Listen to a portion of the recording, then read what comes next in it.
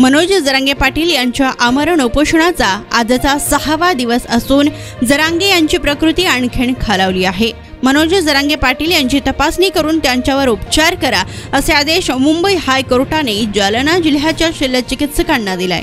जरांगेंच्या उपोषणाविरोधात advocate Gunratna सदावर्तेंनी Mumbai हायकोर्टात याचिका दाखल केली आहे। त्यावर मुंबई हायकोर्टाने आदेश दिले असून फक्त सलाईन घेणे म्हणजे उपचार घेणे होत नाही आणि जरांगेंना उपचार घेण्यात काय समस्या आहे असा सवालही मुंबई हायकोर्टाने जरांगेंच्या वकिलांना विचारलाय।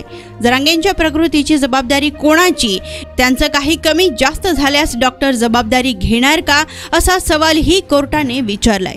त्यावर आम्ही खात्री देऊ शकत नसल्याचं उत्तर जरांगेंच्या वकिलांनी दिल्यानंतर हायकोर्टाने उपचार करण्याचे आदेश दिले आहेत। यावेळी नारायणगडाचे महंत शिवाजी महाराज यांच्याकडून अखेर जरांगे पाटलांनी थोडं पाणी प्यायलं तर महंतांनी पाणी पिण्यासाठी जरांगेंना विनवणी केली होती।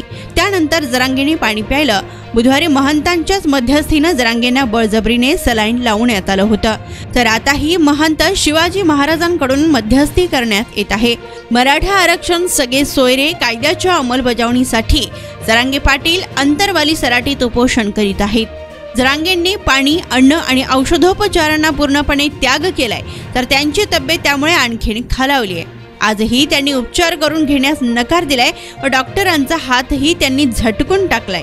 तपासणी करण्याआधी आलेल्या डॉक्टरांच्या पथकांना त्यांनी माघारी पाठवलंय। जोपर्यंत आरक्षणाचा प्रश्न मार्गी लागत नाही तोपर्यंत उपचार घेणार नाही असा इशारा जरांगेंनी यावेळी दिलाय।